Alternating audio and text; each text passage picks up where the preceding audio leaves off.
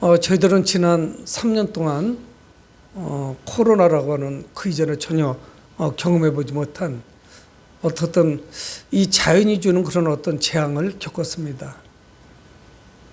그러면서 서구교회는 물론이고 한국교회도 아주 유사하게 그런 같은 패턴을 지금 밟아가고 있습니다. 때로는 과학이 신이 되기도 하고, 때로는 의학, 의술이 신이 되기도 하고, 또 때로는 돈이 신이 되기도 하고, 그런가 하면 사람들이 이제는 우리가 살고 있는 이 시대, 포스트 모더니즘 시대에는 어떤 절대 권위를 인정하지 않습니다. 여러분 뭐 더 잘 알고 계시잖아요. 학생이 교수님을 흉보고 욕하기도 하고, 뭐 시장이나 국회의원, 정치인을 욕하고, 뭐 대통령도 그런 정도니까 대통령을 탄핵하기도 하죠. 그러니까 어떤 과거에 우리가 가지고 있었던 절대 어떤 권위, 절대적인 권력, 이런 것이 점점 이제 희미해집니다. 그래서 사람들이 가장 중요시 여기는 건 뭐냐면 사람 중심이에요. 그래서 휴머니즘, 어떻게 하면 사람들을 편안하게 할까? 사람들을 즐겁게 할까? 또 거기에다가 5일제 근무는 교회에 상당히 많은 타격을 줬습니다.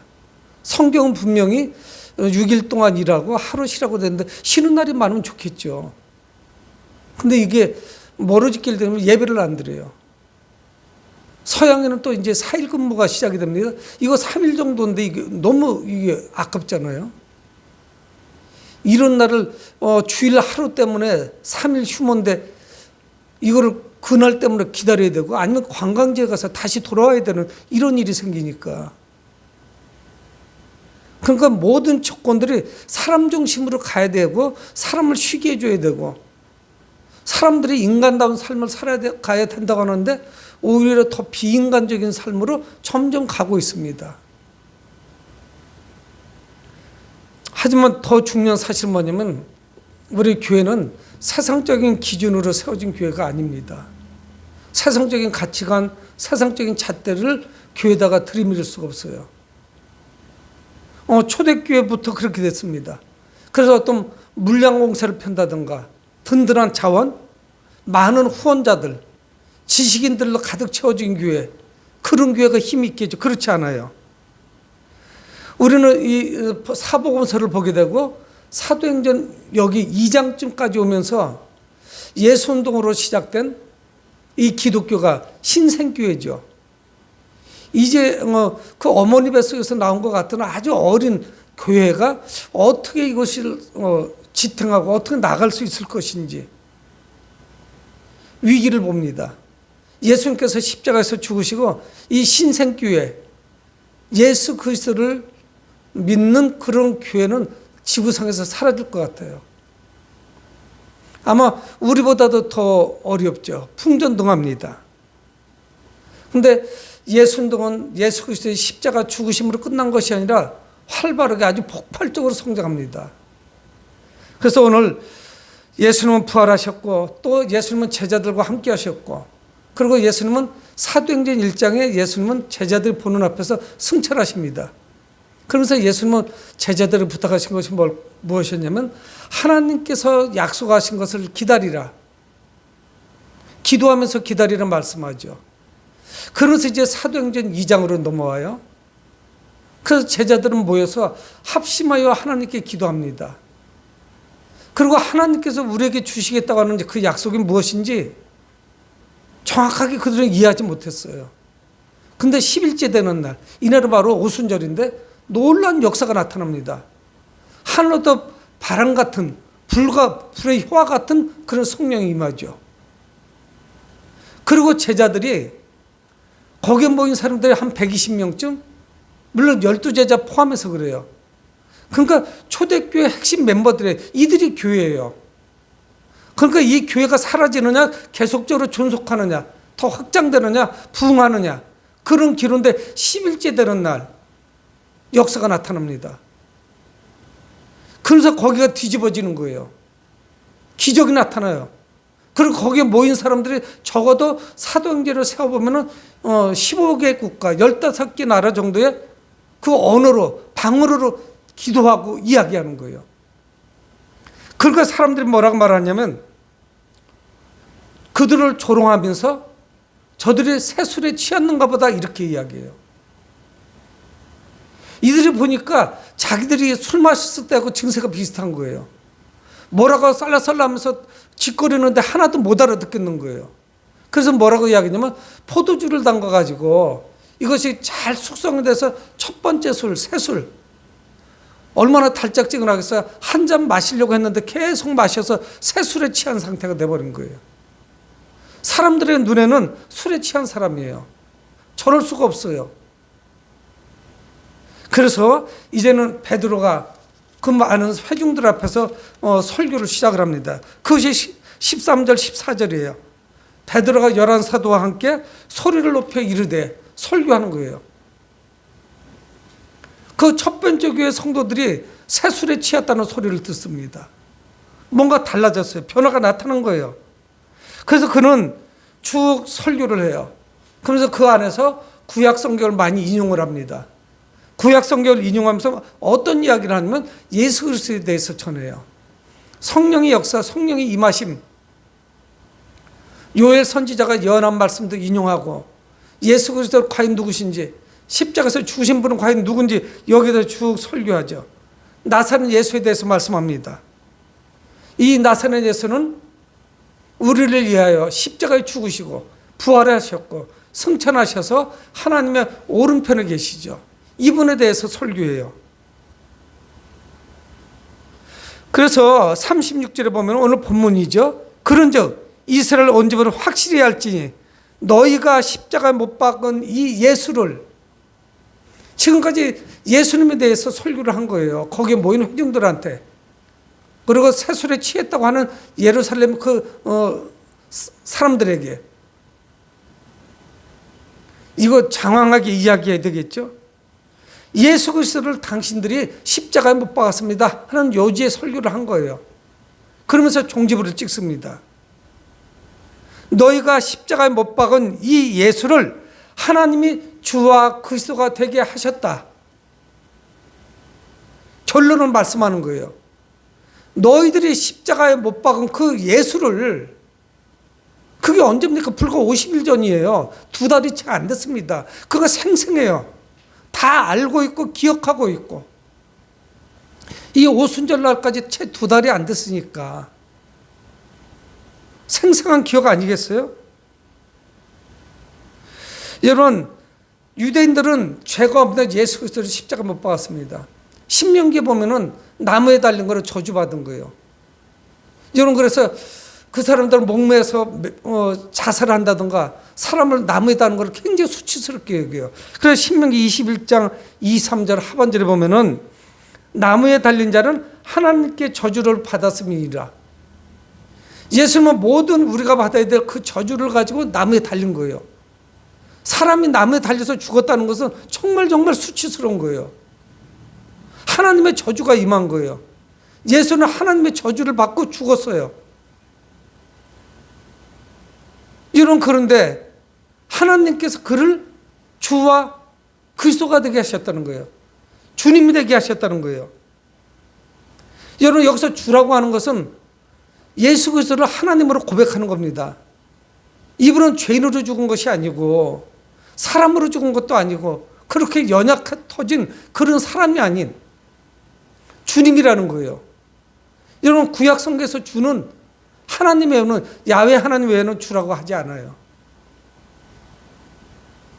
이분은 죽으심으로 주로 이름을 바뀌게 된 거예요. 그저 나사렛 예수가 아닙니다. 주와 예수 그리스도, 주와 그리스도를 못 박은 것이죠. 여러분, 예수님은 이 땅에 오시기 전부터 하나님이셨습니다. 십자가에서 죽으셨기 때문에 하나님이 아니라 하나님이셨어요. 그래서 베드로는 가장 전곡을 찌르는 거죠. 가장 중심을 찌르는 거예요.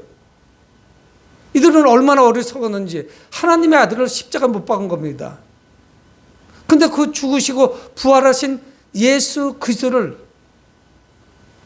주와 그리스도로 고백하게 되는 것이죠. 여러분, 예수님을 통해서 일하신 분은 바로 하나님이셨습니다. 이거를 이스라엘 백성들은 몰랐던 거예요. 그러니까 성령의 임재, 이것도 이해할 수가 없었죠. 그래서 새술에 취했다 이렇게 이야기하는 거죠. 여러분, 예수님의 사역과 하나님의 사역은 동일해요. 긴밀하게 연결되어 있어요. 십자가에서 죽으신 예수님을 하나님이 높이셨습니다. 주와 그리스도를 높이셨다는 거예요. 그럼에도 불구하고 이 어리석은 유대인들, 메시아가 오실 것이라고 지금까지 기다렸던 그 유대인들은 그거를 인정하지 못해요. 이해하지 못합니다. 깨닫지 못하고 있는 거예요. 그래서 십자가를 못 박은 거죠. 그 예수 그리스도가 하나님에 의해서 예수 그리스도가 바로 주님이 되셨고 그리스도가 되신 거예요. 확인이 됐습니다. 예수님은 여전히 살아서 역사하세요. 우리 가운데 함께 하십니다. 2000년 전에도 계셨고 지금도 우리 가운데 계신 거예요. 여러분, 예수님은 하나님과 그 영광을 공유하시는 거예요. 여러분, 근데 이게 문제가 심각해졌어요. 그래서 거기에 모인 사람들이 그런 반응을 보입니다. 그들이 이 말을 듣고 베드로의 설교를 듣고 이게 큰일 난 거예요. 가만히 생각하니까 자기들이 십자가에 못 박은 그 예수를 주와 그리스도로 하나님께서 확인해 주신 거예요. 증명해 주신 거예요. 자기들은 그저 신성모독으로 예수를 십자가에 못 박았는데 이거 큰일 난 거예요. 그래서 성경 뭐라고 말씀하시냐면은 이 말을 듣고 마음에 찔려 이렇게 말씀하고 있어요. 마음에 찔렸다 이 말은 어떤 뜻이냐면요, 무슨 송곳이나 아주 흉기를 가지고 그 마음을 깊이 파는 거를 의미해요. 후벼 파는 거. 그래서 거기에 모여서 새술에 취했다고 하고 또 함께 있었던 이 모든 사람들을 향해서 설교하는데 그 반응이 나타납니다. 아주 충격적으로 나타나요. 그들은 감동을 받았고 큰 충격을 받았어요. 그래서 성경은 말씀하고 있지 않습니까? 이 말을 듣고 마음에 찔렸다 말씀하고 있습니다. 그래서 그들은 어떤 반응을 보였냐면은 베드로와 다른 사도들에게 물어 이르되 형제들아 우리가 어찌할꼬? 아, 이거 큰일 났네. 우리가 하나님의 아들이신 예수 그리스도를, 그분이 주님이신데 십자가에 못 박았는데 우리가 지금 이제 어떻게 해야 되지? 큰일 났어. 이 저주를 우리가 어떻게 감당을 하지? 그 두려움이 엄습하는 거예요. 그래서 제자들에게 묻는 거예요. 그럼 우리가 어찌해야 되겠느냐고. 우리가 어찌할꼬? 당황하는 거예요. 감당할 수가 없는 거예요. 우리 모두가 합심해서 예수를 십자가 못 박았어 외쳤는데, 바나바를 풀어주고 못 박으라고 했는데 이거 큰일 났죠. 하나님을 십자가 못 박은 셈이 된 겁니다. 무엇인가 하긴 해야 되는데 뭐를 해야 될지 모르겠는 거예요. 마음에 찔림이 있고 감동은 오는데 무엇을 해야 될지. 여러분, 죄인들은 하나님의 용서를 구해야 됩니다. 십자가에 매단 예수 그리스도, 여러분, 우리는 막연해요. 그래서 감동이 안 옵니다. 나하고는 상관없어요. 뭐 예수 믿기는 믿지만 나 때문에 죽은 것이라고 하는 그런 감동과 마음의 그 후회함이 없어요. 그러니까 믿음이 성장이 안 되는 거예요.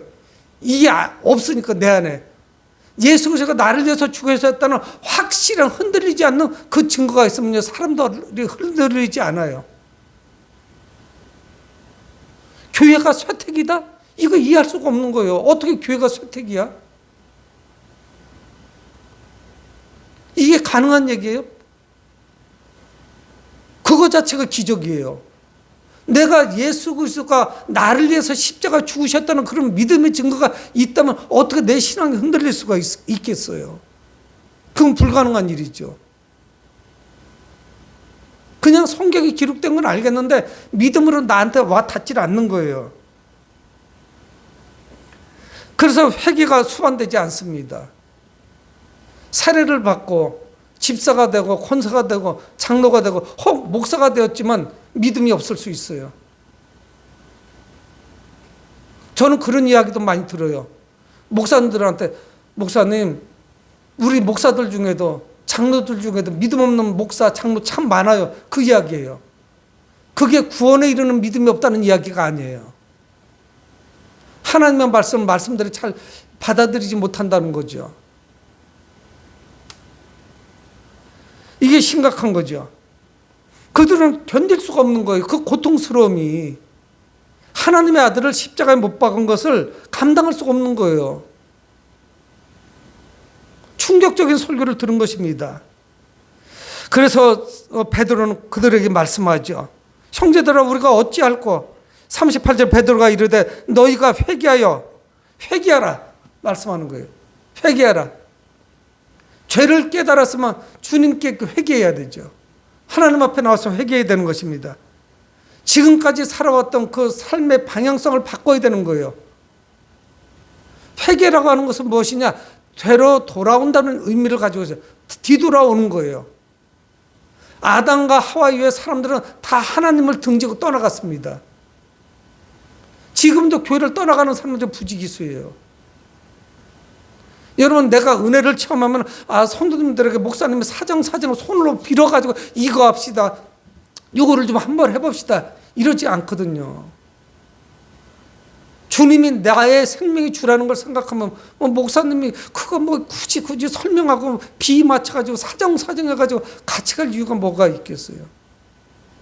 그래서 사도 바울은 그런 신앙을 유아적인 신앙, 아기 같은 신앙, 젖을 먹는 신앙이라고 이야기하죠. 그래서 단단한 걸 못 먹어요. 교회 나온 지 20년, 30년 됐는데도 분유 먹여야 되고 이유식을 계속 먹여야 되는 거예요. 자라나지 않는 거죠. 뭔가 병들어 있는 거예요. 사람이 건강하면 성장합니다. 모든 게 같이 함께 균형적으로 성장하죠. 이게 안 되는 거예요. 근데 회개하라. 그 방향성을 돌려야 돼요. 돌리고 어떻게 되느냐? 하나님께로 와야 돼요. 방향을 바로 잡아야 돼요. 그렇지 않으면 늘 괴롭습니다. 허탄하다 이야기하죠. 헛된 것이 되고 말할 수밖에 없어요. 내 중심에서 하나님 중심적인 삶을 살아가야 됩니다. 우리는 완전히 돌아서야 돼요. 하나님께로. 근데 그것을 돌아서지 못하게 하는 것들이 너무 많은 거예요. 우리는 그걸 뭐라고 말씀하냐? 우상이라고 하는 거예요. 회개하여 각각 예수 그리스도의 이름으로 세례를 받고 죄 사함을 받으라. 이것이 거의 동시적으로 나타나요. 꼭 순서가 이렇게 오고 저렇게 오진 않아요.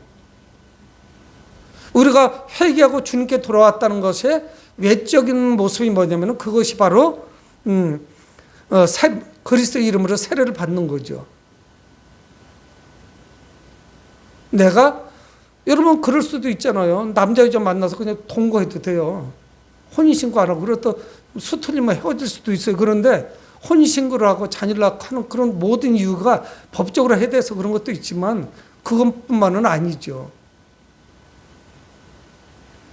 여러분, 그래서 회개와 예수 그리스도 이름으로 받는 세례와 죄사함, 이것이 동시적으로 거의 일어나요. 역사가 나타나요. 그렇게 되면 어떻게 되느냐? 성령을 선물로 받으리니 말씀하고 있습니다. 여러분, 이거는 특정한 사람들만 받는 게 아니에요. 왜 2000년 전에는 역사가 나타났는데 2000년이 지금 현재 우리 한국교회는 이럴까 하는 것을 우리는 깊이 한번 생각해 보셔야 돼요. 유럽교회는 더 심하고요. 그래도 한국교회는 기도해요. 예배를 잘 드리고 있어요. 근데 위험 요소가 여러 군데서 조금씩 발견되기 시작하는 거예요. 기도 소리가 아무래도 좀 줄어들고 예배에 대한 어떤 그런 갈급함, 사모함이 조금씩 사라지는 거예요. 어떤 분이 오래전에 그런 말씀을 하시더라고요. 이 대전에서 유성은 대전시가 아니었습니다. 제가 결혼해서 한참 후까지 유성이나 신탄지는 대전시가 아니었어요. 진잠도 대전시 아니었어요. 가수원은 대전시 아니었습니다. 80년대 후반에 광역시가 되면서 그 대덕군이 다 대전시로 편입된 거예요. 여러분, 교회가 없었대요. 그래서 저 유성감리교회 유성까지 대전에서 걸어갔다는 거예요. 그러면 걸어가면 거기까지 얼마나 거리가 되겠어요? 차를 타던 거 걷더라도 3, 4km가 넘겠죠. 서구에 살았다고 하더라도.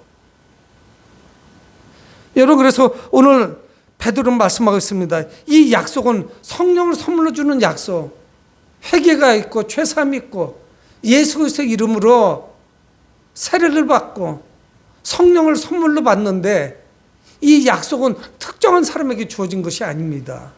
그래서 오늘 30절은 말씀하고 있지 않습니까? 이 약속은 너희와 예수 그리스도를 십자가에 못 박은 자들도 제외되지 않아요. 이들을 포함해요. 너희와 너희 자녀와 모든 먼데 있는 사람, 이방인들까지 이야기해요. 모든 열방이 이 약속을 받았어요. 이 약속 안에 들어올 수가 있습니다. 성령을 선물로 받을 수가 있어요. 세술에 취한 것이 이게 아니에요. 그들이 10일 동안 모여서 기도하고 그들이 부르짖을 때 성령이 임하고 그러면서 놀라운 역사가 나타난 거예요. 이미 그 안에서 다 이것이 이루어졌던 거예요. 지난 10일 동안에. 그러면서 성령께서 임하신 것이죠. 그 주 우리 하나님의 얼마든지 부르시는 자들에게 하신 것이라. 하나님이 부르시는 자들은 얼마든지 약속에 참여할 수가 있습니다. 에베소서 2장 13절에 이제는 전에 멀리 있던 너희가 그리스도 예수 안에서 그리스도의 피로 가까워졌느니라. 전에는 우리는 그 약속 바깥에 있었어요. 우리는 하나님의 약속하고는 거리가 멀었습니다. 그런데 주님이 부르셨죠. 그분의 피로 가까워졌다. 성경 말씀하고 있습니다. 그래서 우리가 하나님은 회개하고 예수 그리스도를 영접하는 사람들에게 그 영생의 기쁨을 주시는 거예요.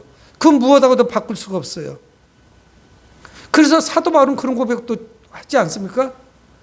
내가 이 땅을 떠나서 하나님께 가는 것이나 이 땅을 살아가는 것이나 이 모든 것이 기쁨이에요. 그래서 죽음 자체를 두려워하지 않아요. 다르게 보지 않아요. 근데 자신이 받은 사명, 그 사역 때문에 내가 이 땅에 더 있어야 되는 거죠. 예수 그리스도를 영접할 때 성령이 임하십니다. 성령께서 역사하세요. 그때 우리는 죄사함의 자유를 마음껏 누릴 수가 있습니다. 기쁨이 있어요.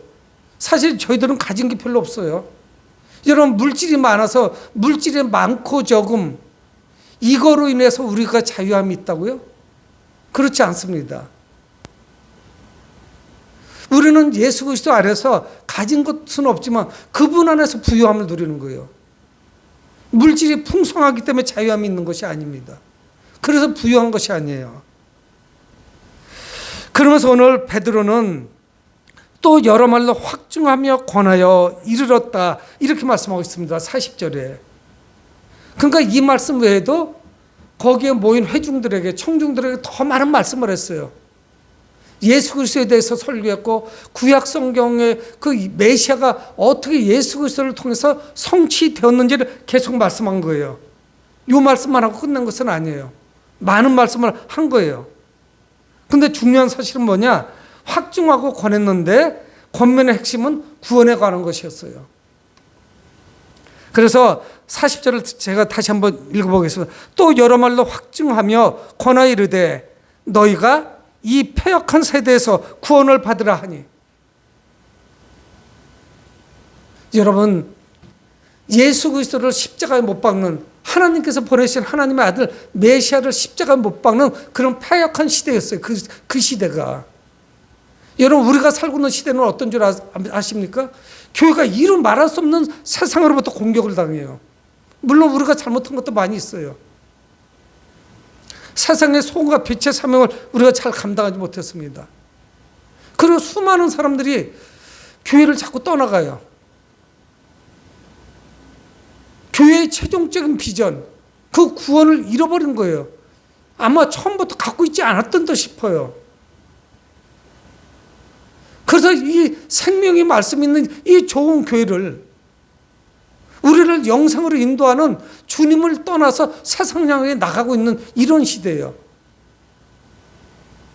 어찌 보면 그들이 나가서 오히려 교회를 공격하는 그런 자들로 바뀔지도 몰라요. 교회가 보니까 이렇게 저렇게 나쁘더라. 단편적인 것만 보고 교회를 공격하죠.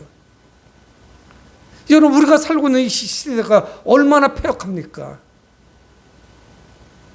인터넷이나 뉴스를 통해서 1초면 다 퍼져버려요. 좋은 것이든 나쁜 것이든. 여러분, 우리나라가 벌써 마약의 청정국가가 아니랍니다. 누가 그렇게 이야기했더라고요. 마약 한 번 할 수 있는 것이 피자 한 판 값보다 싸대요.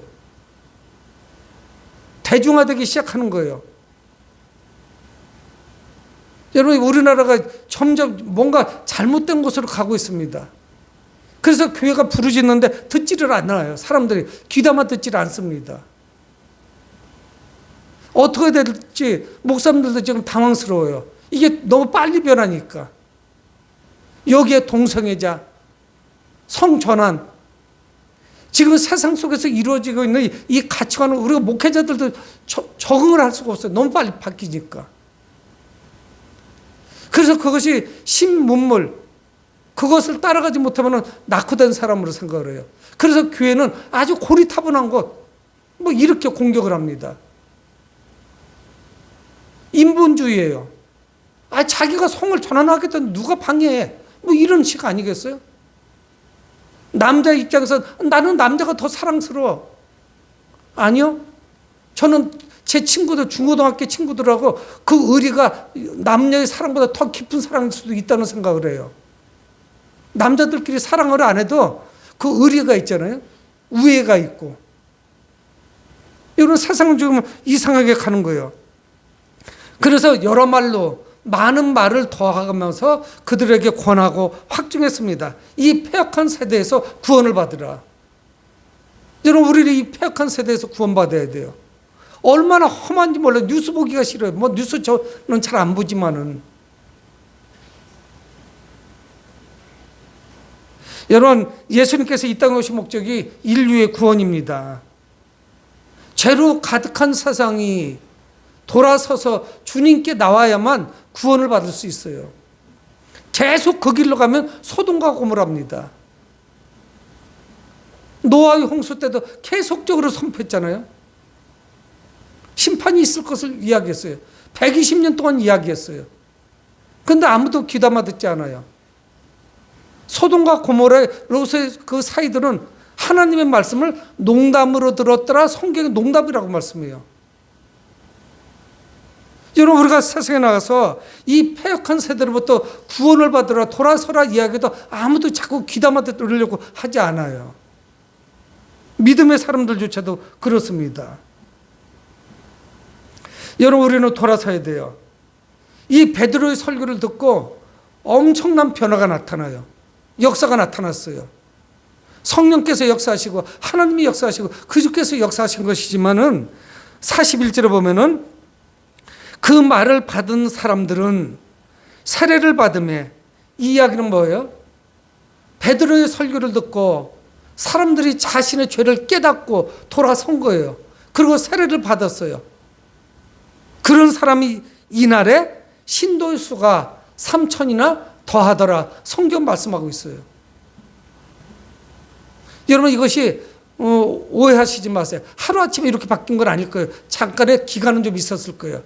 그런데 짧은 시간에 베드로의 말씀을 듣고 회개하고 세례를 받고 주님께 돌아온 사람이 성경은 뭐라고 말씀하냐? 이날에 3,000이나 더하더라 말씀하고 있습니다. 놀라운 역사가 나타난 거예요. 베드로의 말씀에 순종하고 하나님이 역사하시니까 성령의 역사가 나타났어요. 여러분, 참으로 많은 사람들이 좀 많은 쪽에서 비관적으로 봅니다. 현재 상황이 녹록치 않다고, 예배도 어렵고 전도도 어렵고 모이는 것이 힘들다고.